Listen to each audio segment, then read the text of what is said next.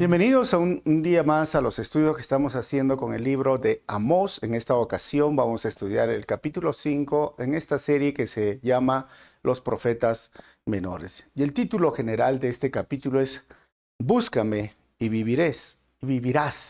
Búscame y vivirás. Así que vamos a leer, y antes de leer me gustaría recordarte que no sé si tú has escuchado que un pez, que está algo tan sencillo, ¿no?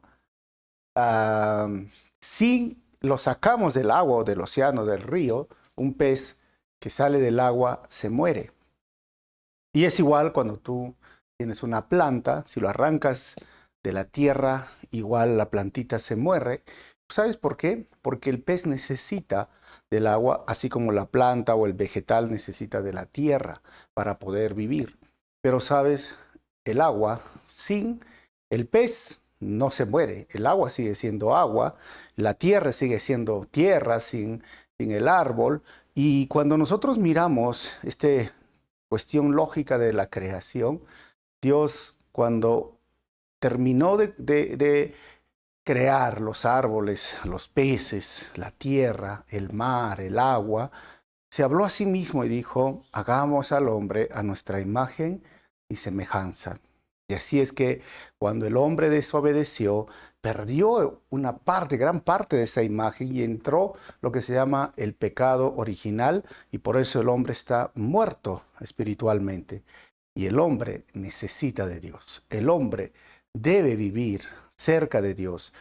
Dios sigue siendo Dios sin el hombre, pero el hombre sin Dios está muerto. Así como el pez sin el agua está muerto y como el vegetal o la planta sin la tierra está muerta, el hombre sin Dios está muerto. Por eso el profeta hoy nos va a hablar y vamos a leer los primeros versículos de este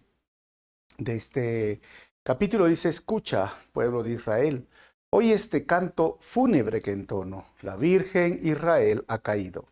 Nunca volverá a levantarse, yace abandonada en el suelo, y no hay quien la levante.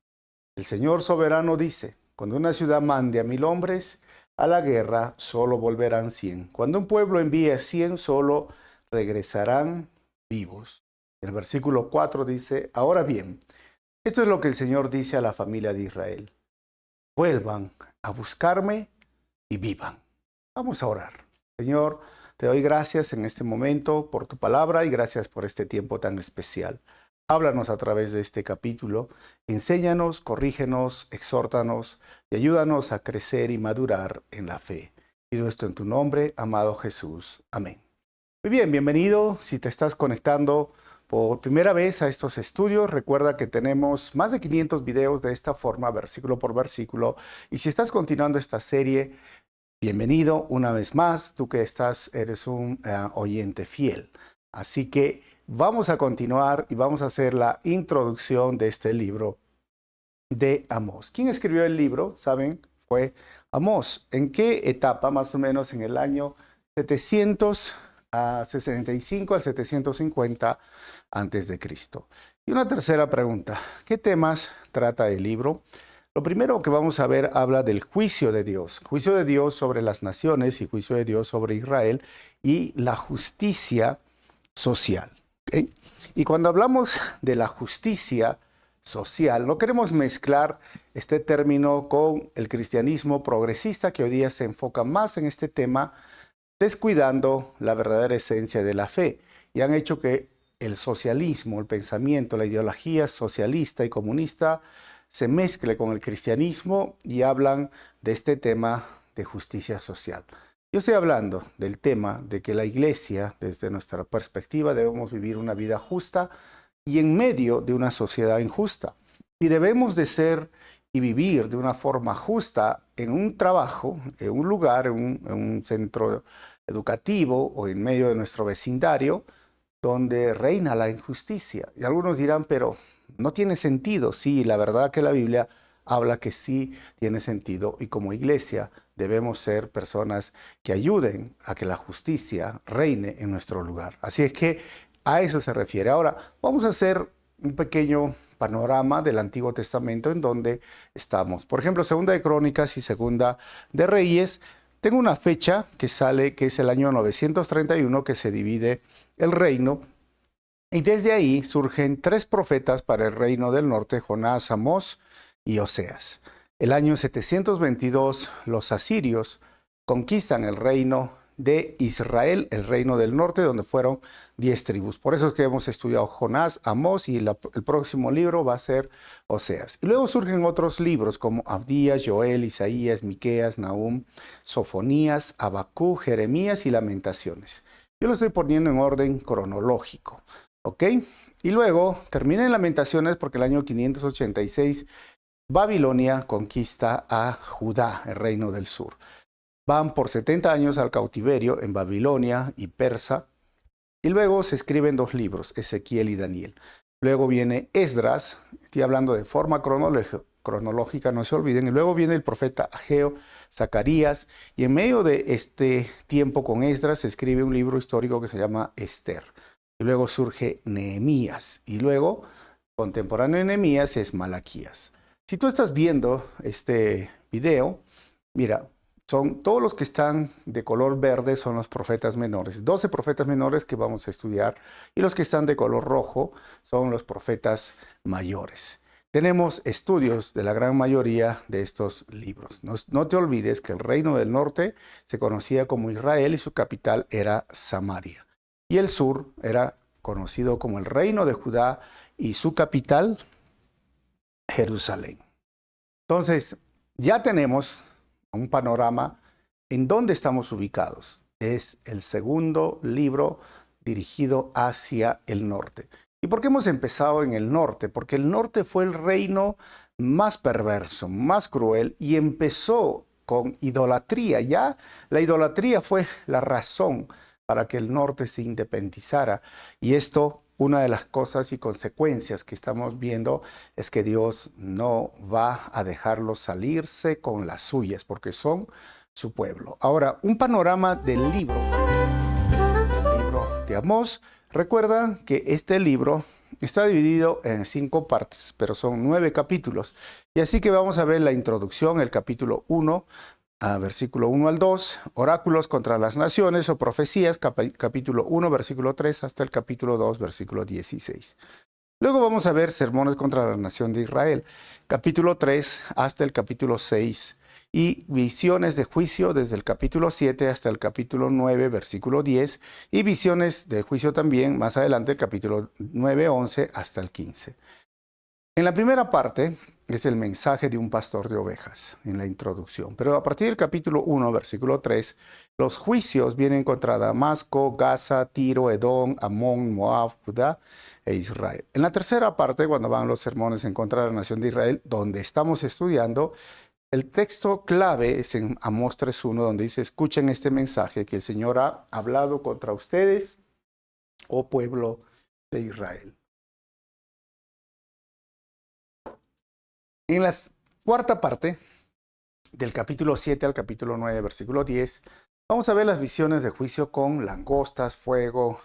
Dios va a lanzar una plomada, el fruto maduro, y después Dios junto al altar. Y terminaremos la última parte con el capítulo 9, versículo 11 y 15, donde dicen: aquel día restauraré la casa caída de David, y el versículo 15, los plantaré firmemente allí, en su propia tierra. No nos olvidemos que el tema, entonces, de todo el libro es el juicio que vendrá sobre Israel por tratar a los demás con injusticia. ¿Cuáles son los versículos clave? Amós capítulo 3, versículo 1 al 2, Amós 4, 12, Amós 5, 15 y Amós 5, versículo 21 al 24. Cristo en Amós. ¿Cómo vemos a Cristo en Amós? Jesucristo, quien tiene la autoridad para juzgar, también es aquel que restaura a su pueblo.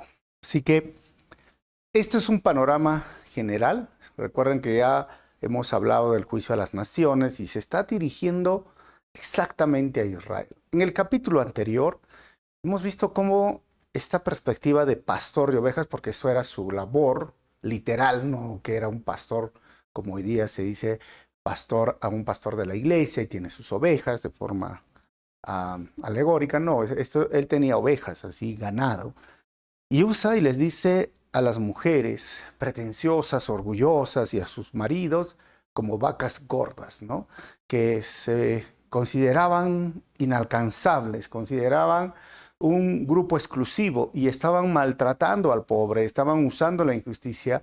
Y ahora este capítulo es un llamado a que se vuelvan a Dios. Por eso el bosquejo está dividido del versículo 1 hasta el versículo 17, el llamado de Dios. Y del versículo 18 al 27, el juicio de Dios. Así que vamos a ir leyendo. Yo voy a leer los títulos de las subdivisiones del párrafo. Por ejemplo, del 1 al 3, el llamado de Dios y su advertencia del cautiverio. Dice el versículo: escucha, pueblo de Israel, oye este canto fúnebre que entono. Así que lo primero que vamos a ver cuando habla de Israel, recuerden, como les mencioné al principio, el reino de Israel era conocido como el norte, y tengo un mapa del reino dividido, el color amarillo es Israel. Pero comenzó el año 931 y terminó el año 722. ¿Sabes cuántos tiempo de existencia tuvo? 209 años. ¿Cuántas tribus estuvieron en el norte? 10 tribus. ¿Cuál era la capital? Samaria. ¿Y cuáles eran los lugares de adoración? Betel y Dan. Por eso es importante que recuerdes, este es el reino del norte. Ahora, el reino del sur se lo conocía como Judá. Duración del 931 al 586. 345 años más. ¿Sabes por qué? Porque hubo reyes buenos, reyes que se arrepintieron. Y eso está grabado también en el libro o en la serie Reyes y Tronos, ¿no? Lo pueden buscar en el Calvary Arequipa, en el canal de YouTube. Ahora, ¿cuántas tribus? 2 tribus. La capital, Jerusalén. Lugares de adoración, Jerusalén. ¿Ok? Entonces, enfóquense ahí. Ahora, cuando dice un canto fúnebre, creo que debemos de recordar muchas veces este momento donde una persona es llevado a un cementerio y el profeta hace un canto. Quizás ellos estaban esperando, si miramos un poco en el contexto, había dictado juicio contra Damasco, contra Tiro, contra Sidón, y quizás esperaban que, bueno, esas naciones se merecen, pero nosotros no, somos el pueblo de Israel, el pueblo elegido. ¿Por qué? Porque ellos consideraban, dentro del contexto, y habían rabinos en ese tiempo, o personas que enseñaban la ley, y decían que ningún judío podía ir al infierno. Todos iban al seno de Abraham. Y es que, incluyendo a Abraham, estaba en el Hades o en el Seol en ese tiempo, en esa puerta, para que nadie se equivoque, ningún judío, en llegar erróneamente, así que tenía que ir al seno de Abraham. ¿Por qué? Porque eran hijos de Abraham. Simplemente por su cuestión de sangre, sus ancestros, cosas como estas. Por esto, Dios les va a desafiar y les dice: más bien tengo un canto fúnebre. O sea, no tengo buenas noticias. Este es un canto de lamento, es un canto que me va a dar tristeza. ¿Y cuál es el canto? Versículo 2. Empieza, si quieres ponerle tono, la Virgen Israel ha caído, algo así, ¿no? La Virgen Israel ha caído y nunca volverá a levantarse. Yace abandonada en el suelo y no hay quien la levante. Cuando habla de virgen, está hablando de una mujer que estaba pronta a casarse con un velo. Ustedes conocen este tema del matrimonio y siempre Dios ha tratado así a Israel. Por ejemplo, en Isaías 54:5 dice: pues tu creador será tu marido. El Señor de los ejércitos celestiales es su nombre. Él es tu redentor, el Santo de Israel, el Dios de toda la tierra. Estaba basado en el pacto. Israel, la virgen o la esposa, Dios el esposo. Y en Oseas capítulo 2, versículo 19 y Efesios en el Nuevo Testamento da la figura de Cristo con la iglesia. El novio, Cristo, la iglesia, la novia, versículos 32 al 33 pueden leer. Ahora, y cuando dice que ha caído, tenemos que ir al tiempo donde cayó realmente, que está hablando en Jeremías capítulo 9, versículo 22, donde dice: esto dice el Señor: se esparcirán cadáveres a través de los campos como montones de estiércol. como manojos de grano después de la cosecha. No quedará nadie para enterrarlos. ¿Te imaginas? O sea, cuando dice que quedarán como manojos en la cosecha los cadáveres, las personas, y realmente murieron de esta forma cuando los asirios los conquistaron el año 722. En Lamentaciones, por ejemplo, cuando se ve este tiempo también difícil para Judá, dice, mira cómo yacen en las calles, jóvenes y viejos, niños y niñas, mueren muertos por la espada del enemigo, los mataste con tu enojo, los masacraste sin misericordia. O sea, realmente este es el momento donde el profeta visualiza no solamente el tiempo de Babilonia, porque está hablando de Israel, pero vamos a ver que también se dirige a Judá, pero también a ellos. O sea, la muerte les llegó y no podían levantarse. No era nada sencillo. El mensaje de juicio fue catastrófico. Ahora, vamos a leer el siguiente versículo, el versículo 3, y miren lo que dice el profeta. El Señor soberano dice, cuando una ciudad mande a 1000 hombres a la guerra, solo volverán 100. Cuando un pueblo envíe a 100, solo 10 regresarán vivos. Esto es un mensaje de juicio. Y hoy tenemos un mensaje de juicio. La Biblia habla que toda la tierra será consumida por el fuego. El libro de Pedro, bien claro, Dios ha dicho, yo no volveré a castigar con agua, pero no dijo fuego. Y la Biblia dice en Pedro que la tierra va a ser consumida por el fuego. Y algunas personas antes se preguntaban, pero ¿cómo podría ser quemada toda la tierra por el fuego? Pero sabes, hoy existen las bombas nucleares. Imagínate que, y hay inclusive películas apocalípticas, ¿no? Por eso se le llama apocalípticas. Y yo vi una película donde 10 bombas nucleares cayeron en la tierra y la destruyeron. ¿Y quién las soltó? Los mismos seres humanos. Porque la potencia, el poder, y no solamente el poder que tienen estas bombas nucleares, sino el efecto colateral de matar a todas las personas con la radiación. O sea, hay un juicio que va a venir. Hay un momento, y el libro de Apocalipsis, a partir del capítulo 4, nos habla. Hay un juicio. Cuando el profeta habla de ese juicio para Israel, muchos no lo creían. Y cuando hoy día hablamos del juicio, ¿sabes? Tristemente muchos no lo creen.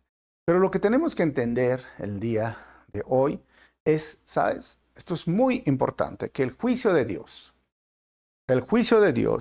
será devastador. La única forma de salvarnos es a través de nuestro Salvador Jesucristo. Eso es importante. Eso es importante. Va a venir un juicio. No podemos salvarnos por nuestras propias fuerzas. Aunque tú digas, yo voy a construir mi búnker. Mira, ¿sabes? O yo me voy a librar. No, el juicio de Dios va a ser devastador. Y no va a ser simplemente con bombas nucleares. El libro de Apocalipsis dice que van a caer un tipo de meteoritos que va a consumir la tierra. Y es más, Juan dice, yo vi un meteorito enorme. Inclusive hay una película que se llama Apocalipsis, no sé si lo han visto, ¿no? O Armagedón. O sea, imagínate que caiga un meteorito enorme, o asteroide que lo llaman, enorme sobre la Tierra. La verdad es que no va a existir más posibilidades de vida aunque te quedes en tu búnker. O sea, la única forma de salvarnos es a través de Jesucristo. ¿Por qué? Porque la iglesia no estará para ese día del juicio, no está puesto para la ira venidera. Ahora, vamos a ver la segunda parte de este estudio, donde del 4 al 9, el llamado de Dios para que el pueblo busque y vuelva a él. Dice el versículo 4. Ahora bien, esto es lo que el Señor dice a la familia de Israel. Vuelvan a buscarme y vivan. Miren qué sencillo. ¿Quieres evitar el juicio? Vuelve a buscarme y vivan. ¿Sabes qué, hermano? Para vivir hay que buscar a Dios. Y esto es tan importante y tan básico y tan sencillo como les explicaba al principio. El pez sin el agua muere. Una planta sin la tierra muere. Y Dios sin estar con, perdón, el hombre sin estar con Dios muere. Muere. Por eso estamos muertos espiritualmente y vamos a morir por la eternidad y vamos a morir físicamente como consecuencia de esta muerte espiritual. Y la única forma de vivir, no solamente vivir ahora, vivir para la eternidad, es buscar a Dios. Busca a Dios y vive por la eternidad. Ahora, en el versículo siguiente dice, no adoren en las altares paganos en Betel, como hemos hablado de Israel, no vayan a los altares de Gilgal, como les dije, Dan y Gilgal, ni en Beerseba, que sería Judá, pues el pueblo de Gilgal será arrastrado al desierto. Y el pueblo de Betel será reducido a nada. Cuando Jeroboam construyó en este lugar, cuando vayan a Dan o a Israel, van a ver que se construyó este altar. El pueblo hizo sacrificios sobre estos becerros de oro. Y el versículo 6 dice, vuelvan a buscar al Señor y vivan otra vez. De lo contrario, Él pasará por Israel como un fuego y los devorará completamente. Sus dioses en Betel no serán capaces de apagar las llamas. 7. Ustedes tuercen la justicia y la convierten en trago amargo para el oprimido. Tratan al justo como basura. Cuando habla de tuercen la justicia, es interesante que en nuestra sociedad tenemos el derecho, o sea, derechos, ¿no? Como un código penal, un código civil y también la justicia. Y esto es uno de los temas de Amós, la justicia social. Es triste que en los últimos tiempos, en toda Latinoamérica, la justicia se compra a veces, ¿no? Hemos visto escándalos respecto a los jueces, hemos visto escándalos respecto al derecho, que se supone que las leyes no son simplemente para perjudicar al ciudadano, sino para proteger al ciudadano, pero a veces las autoridades lo usan para perjudicar o dañar o aprovecharse.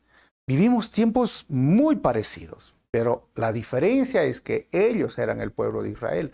Ellos tenían encima del código penal, del código civil, el código moral, el código de la ley. Ellos tenían lo que se conocería como un derecho natural dado por Dios. Y esa es la gran diferencia. Y estaban pisoteando al pobre. Ahora, el siguiente versículo, 8, es el Señor quien creó las estrellas, las Pleiades y el Orión.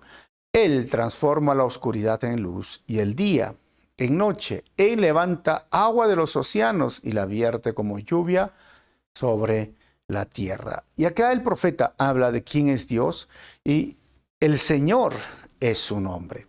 Cuando hablamos del Pleiades, recuerden que el Pleiades también se la conoce como las 7 hermanas, que son estrellas que están en la constelación que se llama Taurus y que normalmente aparecía en el invierno en Israel. Ahora, dentro de todas estas estrellas y constelaciones que vivimos en la Vía Láctea, hermanos, esto es enorme. Y el profeta está diciendo, Dios lo creó. Y la constelación de Orión tiene que ver con como un tipo de soldado que está ahí con su espada. El día de hoy también sigue apareciendo, pero aparece en Israel más en el verano. Y está hablando que es Dios quien pone los climas. Y el versículo 9 dice, con poder y deslumbrante velocidad, destruye a los poderosos y aplasta todas sus defensas. Esto, el profeta lo pone así. Vamos a ponerlo en nuestro contexto, ¿sí? Él es el que da las estaciones, ya el invierno o el verano. Él es el que da la lluvia. Y habla de este ciclo que llena del agua, o puede hablar del diluvio, del océano, que cae la lluvia, Él da la cosecha. O sea, no puedes escapar del juicio. Tú siendo tan pequeñito de un Dios tan grande, no vas a poder vencer a la creación, a lo que se llama los desastres naturales. El hombre puede crear muchas cosas, pero no sé si has visto en los videos últimamente que salen por las redes. Estaba viendo cuando hubo un maremoto en Tailandia. O sea, ni que tengas tu mejor casa, ni que tengas tu mejor auto, ni tu mejor cuidado, viene el agua y arrasa con todo. hay un terremoto y todos se caen. Ni que tengas la mejor casa, etcétera. Como te decía, en esta película del 2012 se puede ver. Ahora, cuando habla del poder, cuando habla de lo que es, ese es nuestro Dios. Y lo más interesante es que en el Nuevo Testamento, en el libro de Colosenses, capítulo 1, versículo 15 al 17, dice, Cristo es la imagen del Dios invisible. Y Él ya existía antes de que las cosas fueran creadas. Y es supremo sobre toda la creación. Versículo 16, porque por medio de Él, miren, por medio de Él, Dios creó todo lo que existe, en los lugares celestiales y en la tierra. Hizo las cosas que podemos ver y las que no podemos ver, como las galaxias, como estamos hablando, las 7 hermanas o el Orión, tales como tronos, reinos, gobernantes y autoridades del mundo invisible. Todo fue creado por medio de Él y para Él. Y el versículo 17 dice, Él ya existía antes de todas estas cosas y me mantiene unida toda la creación. ¿Quién es el que creó las 7 hermanas, o el Pleiades, o el Orión, las constelaciones, los climas, la rotación de la Tierra, la Vía Láctea, las galaxias que nosotros miramos el día de hoy? El profeta dice Dios. Y no se equivoca, aunque muchos hoy día intentan decir que la nada, o sea, tratan de explicar la nada. Nada es nada, ¿no? Pero ellos explican la nada. O sea, todo efecto, toda cosa creada tiene una causa y esa causa es Dios. Ahora, ¿y cómo fue creado? Colosenses dice, fue por medio de Cristo. Y fue para Él.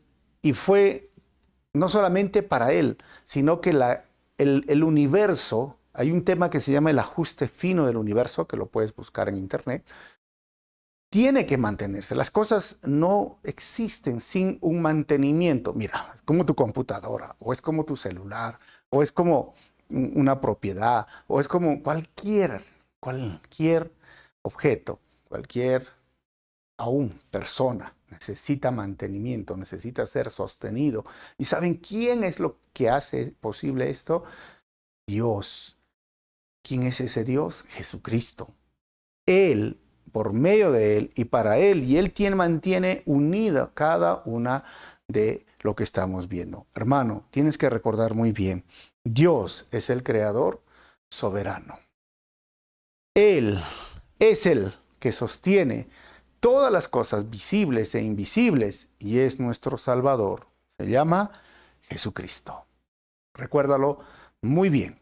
Ahora, del 10 al 17, el llamado de Dios para dejar de hacer lo malo. Dice, ¿cómo odian ustedes a los jueces honestos? ¿Cómo desprecian a los que dicen la verdad?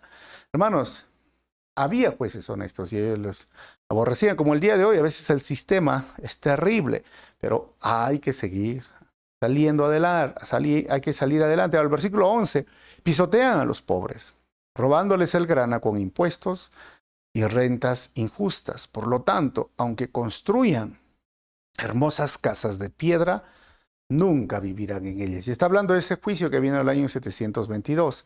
Aunque planten viñedos exuberantes, nunca beberán su vino. Podrían construir casas bonitas en Samaria, pero ¿sabes? Cuando llegaron los asirios, incendiaron, quemaron, destruyeron el año 722. Versículo 12. Pues yo conozco la enorme cantidad de sus pecados y la profundidad de sus rebeliones. Ustedes oprimen a los buenos y al aceptar sobornos y privan a lo pobre de la justicia en los tribunales. Es interesante cuando habla mucho de los pobres. ¿Por qué habla mucho de los pobres? Miren, hay excusas el día de hoy comunes para no ayudar a los pobres. Y es por eso que la iglesia sí debe de ayudar. Pero miren, hay algunas excusas. Algunos dicen, pero no merecen que los ayudemos. ¿Por qué? Porque ellos provocaron su pobreza. Dejemos que salgan adelante solos. Otros dicen, el llamado que hace Dios para ayudar a los pobres se aplica para otro tiempo. Tercero, otros dicen, yo no conozco gente pobre, por eso no ayudo. Y cuarto, algunos dicen, yo tengo mis propias necesidades económicas. O algunos dicen, no, estoy para que me den, no estoy para dar. Bueno, 5. Cualquier dinero que dé será desperdiciado por el pobre, será robado o gastado en otras cosas. O 6, algunos dicen, puedo convertirme yo mismo en una víctima, un día voy a necesitar, así que no doy nada. 7, no tengo tiempo y no sé cómo hacerlo. Y 8, lo poquito que yo dé no cambiará nada. O sea, es responsabilidad ayudar al hermano necesitado, es responsabilidad de la iglesia, pero sabes, tienes que tener mucho cuidado también de no caer en este tipo de lo que hoy llamamos el asistencialismo. Pero no dejemos de tener compasión por la persona que está en necesidad, especialmente el hermano de la iglesia. Acá el pobre es el pobre del pueblo de Israel.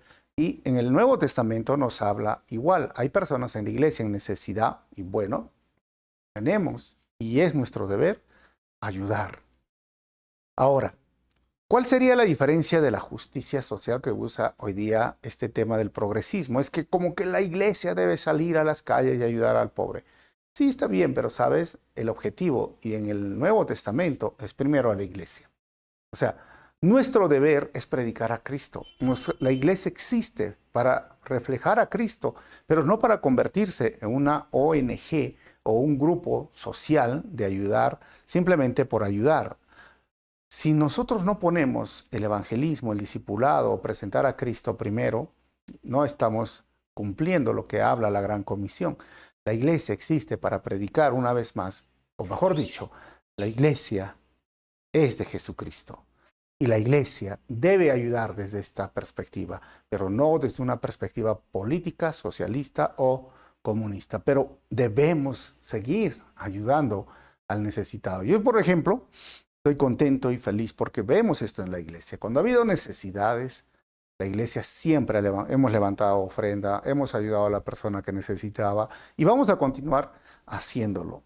Pero ojo, como dije, necesitamos tener compasión por aquella persona que está necesitando el día de hoy. Ahora, vamos a continuar. El versículo siguiente nos dice, el 13, así que los que son listos permanecerán con la boca cerrada, porque es un tiempo malo. 14, hagan lo bueno y huyan del mal, para que vivan.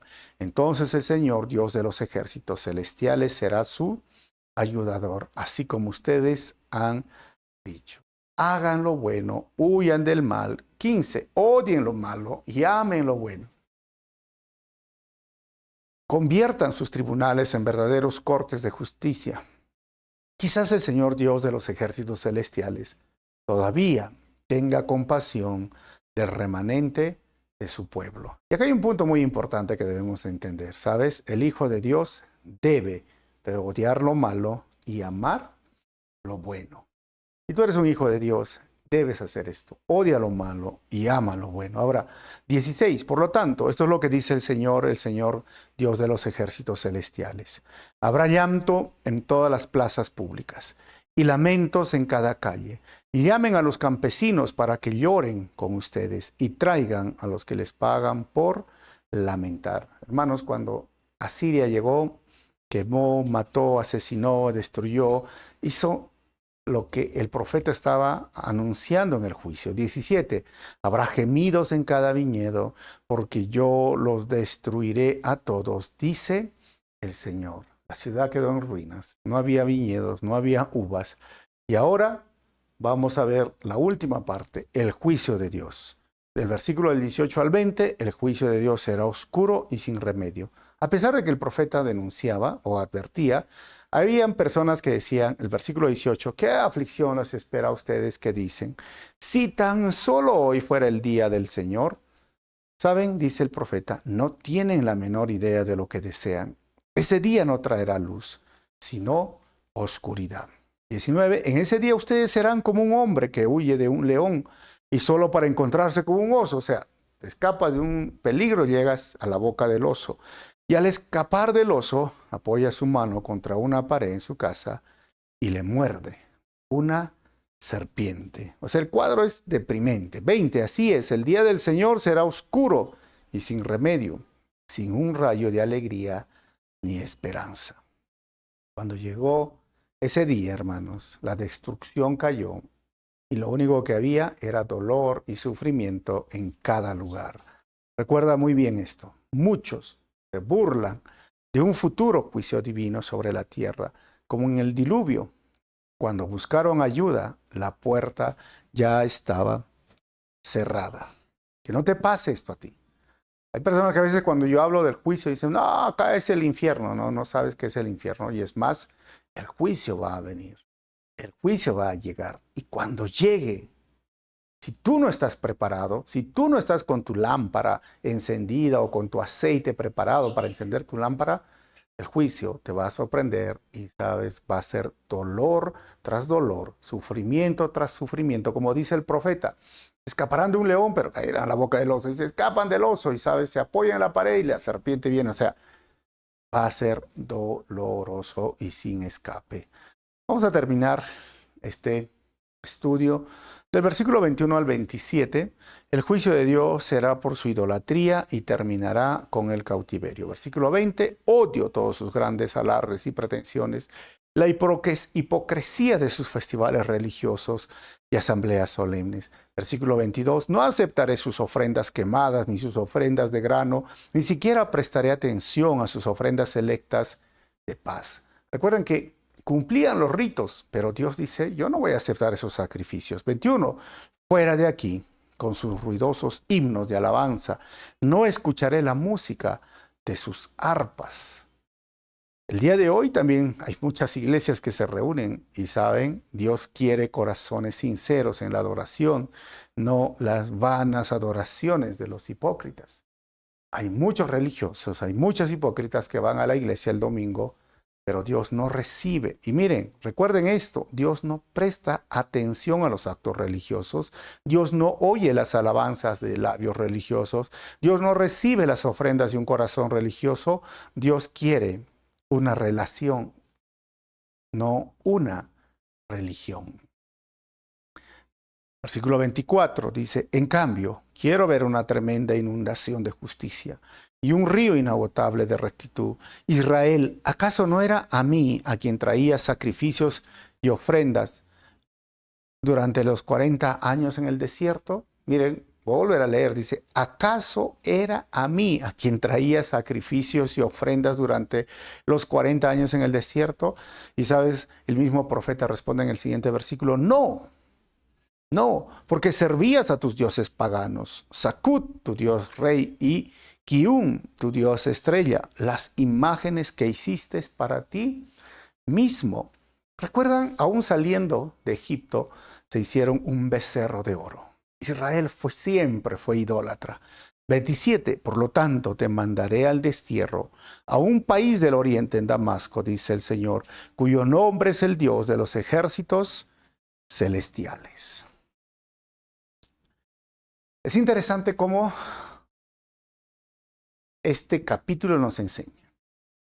Mientras que Israel, en lugar de adorar a Dios, adoraban becerros de oro, y en lugar de adorar al Dios creador, adoraban la creación, adoraban a las estrellas. Su Dios claramente dice, este Queen era un tipo de estrella. Y no es el primer pueblo que adoraron a estrellas, porque nuestros antepasados, los incas, adoraban al sol, adoraban a la luna. O sea, siempre el ser humano ha buscado cómo adorar a la creación y no al creador.